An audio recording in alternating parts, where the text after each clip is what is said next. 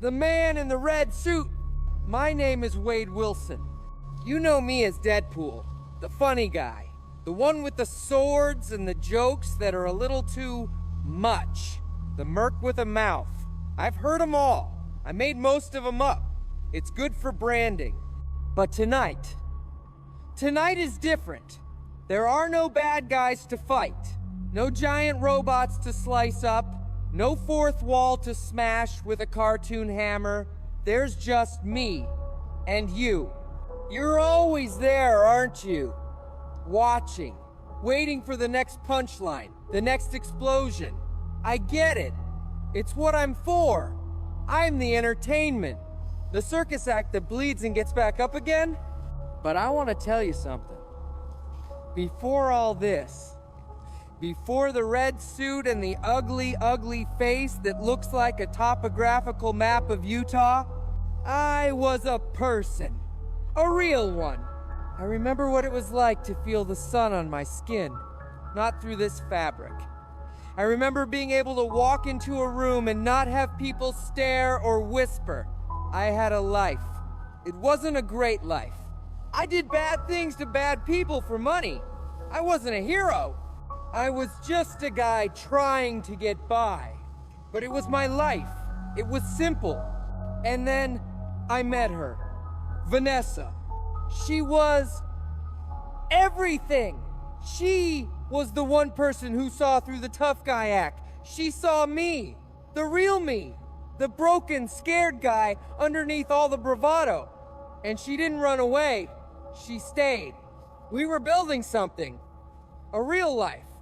The kind you see in movies. But ours felt real. It felt possible. We were going to have a future. A house with a white picket fence? Maybe not.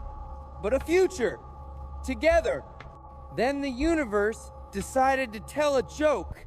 And I was the punchline. Cancer. It's a quiet word, isn't it? But it's the loudest thing you'll ever hear. It fills up every room. It echoes in every silence. It's a clock, and you can hear it ticking down the seconds of your life. Every doctor's visit, every test, it was just the sound of that clock getting louder and louder. I was dying, and I was so scared. Not of dying, really. I was scared of leaving her.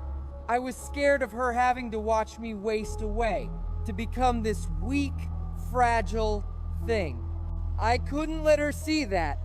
My last act of being a man, I thought, was to disappear, to spare her that pain. It was the stupidest, most cowardly thing I've ever done. And that's when they found me. The men in suits with the promises. They promised a cure.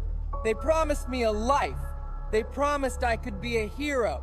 I didn't want to be a hero. I just wanted to live. I just wanted to go back to her. That's the only thing I wanted. I would have sold my soul for it. And I did. I just didn't read the fine print. They didn't cure me. They changed me. They took away my pain by giving me 1,000 times more. The place they took me, it wasn't a hospital. It was a factory, and they were breaking down parts. They put me through things you can't even imagine. They wanted to turn me into a weapon, a mindless, obedient soldier. They tortured me. They burned me. They tried to break my mind, but they made one mistake. My mind was already broken, and in all that pain, and all that fire, something new was born. The cancer was gone, yes, but so was my face, so was my skin, so was Wade Wilson. The man she loved was gone. In his place was this monster, this thing that couldn't die. You see, the healing factor, it's not a gift, it's a curse. It means the pain never stops. I can get shot, stabbed, blown up, and I just come back. But the memory of that pain, it stays every single time. And the pain inside, the pain of what I lost, that heals slowest of all, It's always there. A constant, low hum of agony. So I built a new person to live in this new body. I built Deadpool. The jokes, the fourth wall breaks, the constant talking. It's not because I think I'm funny. It's a shield.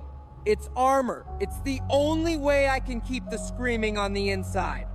If I stop talking, if I stop moving, the quiet comes. And in the quiet, I remember her face. I remember what it felt like to be touched without flinching. I remember what it felt like to be whole. The world didn't make sense anymore. A world where I could survive anything but couldn't hold the hand of the woman I loved? That's not a world with rules. That's a world of chaos. A cruel, cosmic joke. So, I decided to become the punchline. I decided to become the chaos. If the world is a joke, then I'm the court jester. I'll be the one to point out how ridiculous it all is. I'll talk to you, the audience, because you're the only ones who seem to understand that this is all just a story. It's not real. And if it's not real, maybe the pain isn't real either. That's what I tell myself anyway. Why do I do what I do? Why the killing, the violence? Because the world is full of monsters. Real ones. Not like me.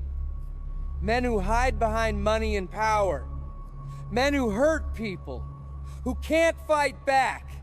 The heroes, the guys in the bright costumes, they have rules.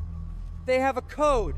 They put the bad guys in jail, and the bad guys get out. It's a revolving door. I'm not a hero. I'm the janitor. I'm the guy who comes in to clean up the messes that no one else will touch. I don't have a code. My moral compass is a spinning top.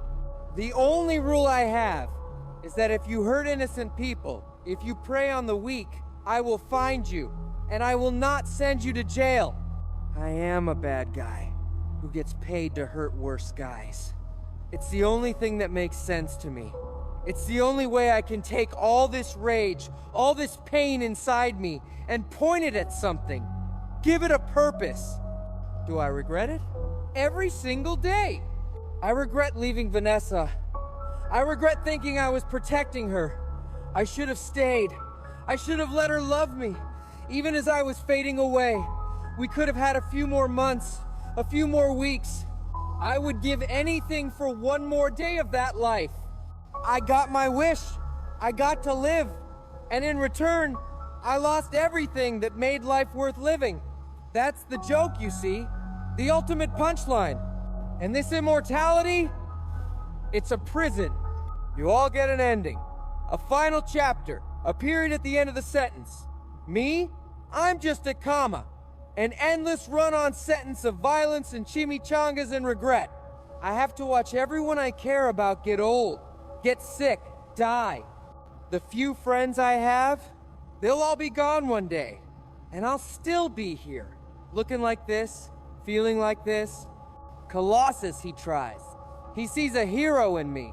He sees potential. He doesn't understand. You can't polish a turd, and I am the king of turds. He wants me to join the X-Men, to be a part of a team, a family. How can I be part of a family when I can't even look at myself in the mirror? How can I protect anyone when my very existence is a whirlwind of chaos? Anyone who gets close to me gets hurt. It's the one constant in my life. So I keep them at a distance. With a joke, with a stupid prank, with an insult, I push them away because it's safer for them. It's the only truly heroic thing I've ever done. I know what you're thinking. Why am I telling you all this? Why the sudden turn for the dramatic? Because sometimes the mask gets heavy. Sometimes the smile, even the one on the suit, feels like it's made of lead. Sometimes I just want someone to know that under all the layers of jokes and insanity and scar tissue, there's a man who lost his way. A man who misses a woman he can never have.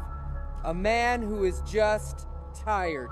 So tired, but I can't stop. Because if I stop, the silence comes back, and I'm not strong enough for the silence. Not yet. So tomorrow, I'll put the suit back on. I'll crack a joke. I'll shoot a bad guy in the face. I'll make you laugh. I'll pretend none of this ever happened. It's my job. It's what I'm for. But now you know. You know the man in the red suit? The joke isn't that I'm funny. The joke is that I can't die. And the punchline is that I'm still here, still fighting, still hoping that one day, maybe, I'll do something right. Something that makes all of this worthwhile. So when you see me laughing, when you see me dancing through a hail of bullets, just know, it's the only anesthetic I have left, and it's starting to wear off.